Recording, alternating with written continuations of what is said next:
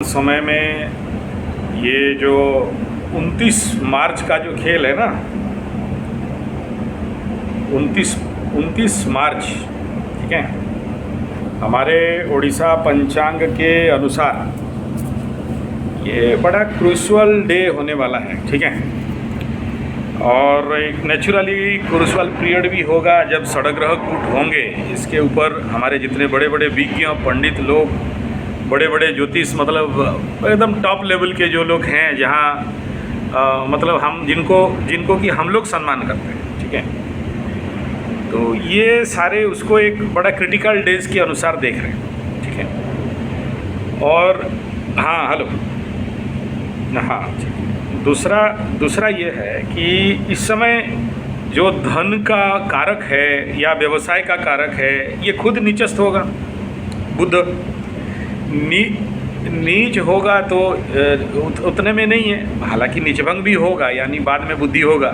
जैसे अभी कीट में पहले गलती किया, बाद में फिर पछताया, फिर अपोलाइज और फिर माफ़ी, और यही है, मतलब पहले गलती कर दिया, समझ में नहीं आया, फिर माफ़ी मांगो, जो आप भुवनेश्वर में देखते होंगे वो कीट्स का जैसे चल रहा है ना।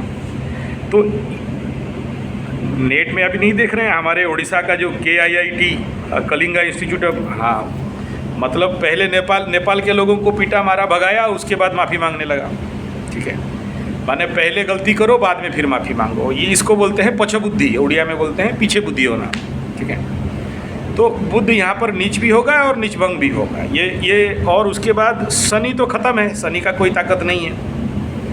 यानी मकर राशि का धनाधिपति और लग्नाधिपति प्लस कर्माधिपति और लाभाधिपति, यानी वर्ल्ड का लाभ का कारक ग्रह डैमेज है, धन का कारक ग्रह डैमेज है, उनके पास पावर बैकअप है नहीं, सबका फ्यूज उड़ गया है। तो मार्च 29 को ये कंप्लीट कन्वर्सन ख़त्म होके 15 तारीख, मतलब मई के बाद जाके कुछ इस प्रकार के लोगों के दिमाग में बुद्धि सुधरेगा। जब तक गंडमूल को बुध क्रॉस करेगा, शनि थोड़ा शांत होगा, राहु छोड़ के आएगा। यानी अब ऐसे समझ लीजिए कि मार्च 29 से लेके मई तक गुरु का गोचर, राहु केतु का गोचर, जब तक ये क्लियर नहीं होता है, उतना ज़्यादा क्लियर पिक्चर कहीं भी आपको देखने नहीं आएगा, ठीक है। इस समय जितने भी बड़े ग्रह हैं, बृहस्पति को भी देखिए, वो भी अभी इंड पार्ट में जाएगा, अस्त होने के लिए जाएगा, यानी वृषभ छोड़ के मिथुन में आएगा। शनि भी अभी अपना अस्त पार्ट में है, कुंभ छोड़ के मीन में जाएंगे। राहु 3 डिग्री आसपास है, केतु 3 डिग्री आसपास है, मतलब रिवर्स 3 डिग्री का, तो 1 से शुरू करते हैं। तो वो मतलब सभी बड़े प्लैनेट का पावर अभी मतलब 0 के बराबर या ना के बराबर, ठीक है। तो जब बड़े नेताओं का काम नहीं होता है, तो चुटपुंडे नेता लोग, जितने सारे चमचा लोग, वो लोग का काम में लेते हैं। तो ये बेचारे खुद राहु केतु के चुंगल में फंसे हैं, शुक्र सर और बुध और सूर्य, फिर चंद्रमा भी, तो षड्ग्रह कूट है। तो अभी बहुत क्लियर एग्जैक्टली आप बोलेंगे कि ये रिजल्ट होगा, या आपके सारे बढ़िया डिसीजन होंगे और बढ़िया कुछ इकोनॉमिकल स्टेबिलिटी होगा, शेयर सट्टा लॉटरी जुआ में कुछ अच्छा मार्केट हो जाएंगे, ऑफलाइन मार्केट कुछ अच्छा होगा, ऐसा नहीं होगा। तो आप जो भी होप करोगे, दैट इज़ अप्रैल 15 के बाद जब सूर्य क्रॉस करेंगे, ये इसको मीन को क्रॉस करके भागेंगे, मार्च में ही मतलब घुसेंगे, ये उसके बाद थोड़ा सा ये प्लैनेट में एनर्जी आएगा, तभी कुछ एक क्लियर सिनेरियो बाहर निकल के आएगा, ठीक है। तो अभी उसका उतना देर तक इंतज़ार करना है। दूसरा, क्योंकि देखिए जितने भी बड़े बड़े इवेंट आप हुए हैं, हम लोग जब प्रेडिक्ट करते हैं, जैसे मैं बोला था कुंभ मेला में 3 भगदड़ हो सकते हैं या 3 बड़े नेगेटिव होंगे, तो कहाँ से बोलते हैं? प्लैनेट को देख के बोलते हैं। जैसे मैं बोला कि दिल्ली में मतलब वो फीमेल कोई CM होगी, तो वो भी लग गया मेरा बात, तो वो कहाँ से बोलते हैं? प्लैनेट को देख के बोलते हैं, ठीक है ना।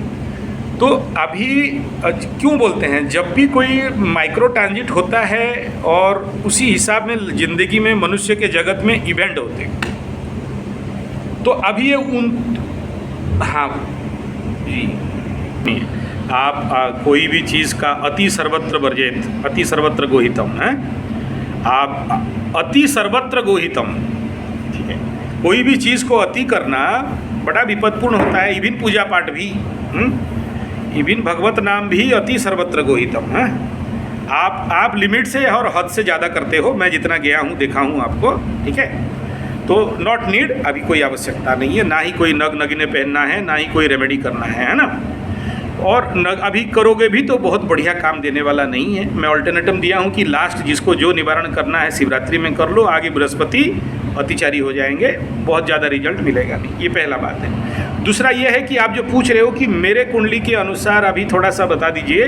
देखिए, आपका कुंडली के अनुसार कुछ भी नहीं बताया जा सकता इस समय, बहुत क्लियर बता दे रहा हूँ। क्यों नहीं बताया जाएगा? देखिए, आपके ग्रहों को फल देने के लिए आपका जो दशा अंतर्दशा, दशानाथ अंतर्दशानाथ है ना, ये दशानाथ अंतर्दशानाथ फल कहाँ से देंगे? गोचर से तो देंगे ना। वो तो आएगा, लेके आएगा, पेपर लेके आएगा कि भाई देखो यही है, फल दे दो, है ना। तो इस समय तो सारे प्लैनेट का हालत खराब है ना। कोई एक प्लैनेट तो बता जो पावर में है। ले दे के अगर मंगल को बोलते हैं कि पावर में हो तो खुद बकरी मार्गी हो जाएगा। और उस टाइम पीरियड में अगर देखोगे, अभी सूर्य का गोचर के बाद वो खुद किंकर्तव्य विमूढ़ और द्वंद्वात्मक परिस्थिति में मंगल रहेगा। एक प्लैनेट है जो पावर में है, ठीक है, मंगल। बाकी सबका हालत खराब है। कोई दशा, कोई मतलब राशि संधि में पड़े हुए हैं और किसी का पावर नहीं। सोचिए, राहु 3 केतु 3, क्या करेगा? शनि पावर है भी, लेकिन सूर्य उसको मार के रौंद के ख़त्म कर दिया है। दग्धा के ऊपर अस्तांगद दग्धा में अवस्था में है। तो बाकी किसका रह गया? बुध नीच। शुक्र का हालत क्या है? बीच में फंसा हुआ है दोनों में जाके। उच्च का तो है लेकिन कोई काम का नहीं है, ठीक है ना। तो क्योंकि भावाधिपति उससे तीसरा में जाके बकरी मार्गी के कंडीशन पे पड़े हुए हैं, ठीक है। तो ले दे के शुक्र मंगल को देखेंगे, लेकिन शुक्र भी वहाँ क्या कर रहा है? जाके इंतजार, ठीक है। अच्छा, और देखिए, ये जब भी कोई चीज़ दशा संधि राशि संधि में जाते हैं, उनको काम करने के लिए कम से कम छोटे प्लैनेट को 15 दिन का टाइम लगता है या 10 दिन का टाइम, बड़े प्लैनेट को करीब 3 महीना का टाइम लगता है। तो वही हो गया मार्च, अप्रैल, मई, ठीक है। तो इस टाइम में आप बोलेंगे कि मेरे को कोई स्टेबिलिटी मिल जाए, बॉबलिंग नहीं मिले और उथल पुथल नहीं हो, और मेरे को थोड़ा सा बता दीजिए, थोड़ा सा शांति। नहीं, आपके लाइफ में नहीं होगा, लेकिन यूनिवर्सली तो होगा ना।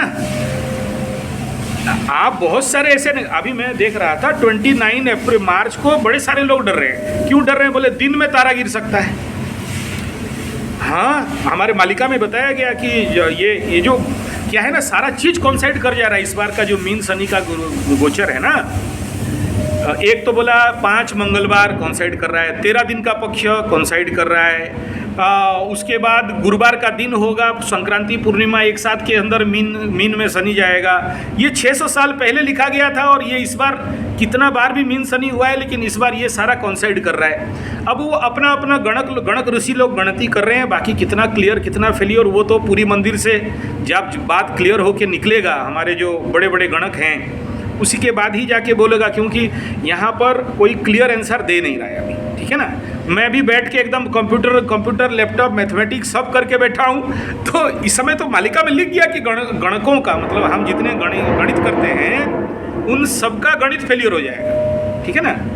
इसीलिए अभी महाराजा और पुरी के अथॉरिटी सभी पंचांग बनाने वालों को बुला के एक बहुत बड़ा मीटिंग बनाए। बोले हाँ, सबको हिदायत दिया कि गलती होगा तो सबको पनिशमेंट होगा और आपका पंचांग बैन कर दिया जाए, ठीक है। तो बहुत बड़ा मीटिंग हुआ था अभी पूरा गवर्नमेंट के और पूरे जितने सारे गणक लगा के, क्योंकि बहुत सारा डिस्टर्बेंस हो रहा है। तो वो भी क्या करें, सबका गणित फेल होगा। तो मैं आपको इतना कहूँगा कि वेट फॉर मे 15 और 16, ठीक है।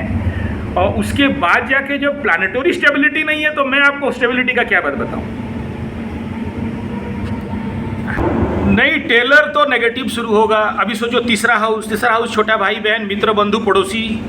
अब वहाँ षडग्रह कूट, और षडग्रह कूट का कल रात को मैं थोड़ा सा कांपा उस वीडियो को बनाने के लिए। मतलब नेगेटिव ही नेगेटिव लिख रहा है, कोई पॉजिटिव नहीं लिख रहा है, ठीक है ना। तो मैं बोला छोड़ दो, नेगेटिव वीडियो काहे बनाए, ऐसे करके छोड़ दिया। तो सबसे ज़्यादा मकर वालों को, छोटा भाई बहन को थोड़ा सा कैसे बचाना है, मृत्युंजय थोड़ा सा करके बॉस।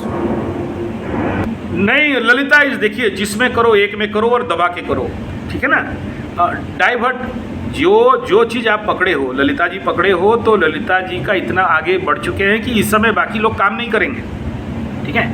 मैं आपको बता दूं, जिसका भी पुरस्चरण हो जाता है और कोई एनर्जी आपके अंदर आवेश हो जाता है ना, कंप्लीट हो जाता है, you are not driven by the planets, now you are driven by the direct mother. ठीक है ना, आप वो घुसबम से अनुभव भी कर लोगे, वो पढ़ते हुए आपके अंदर वो आ जाएगा चीज़। ठीक है ना, तो आपको कोई भी ऐसा एडवाइज नहीं है कि आप हनुमान चालीसा करो, आप पीपलगंज में जाओ, आप और कुछ करो। दूसरा ये इम्पोर्टेंट पार्ट है कि देखिए, आप जो इतना बड़ा भागवत जी का कथा करा लिए, फिर प्रयागराज में कोई मतलब ये थोड़ी मजाक का खेल है।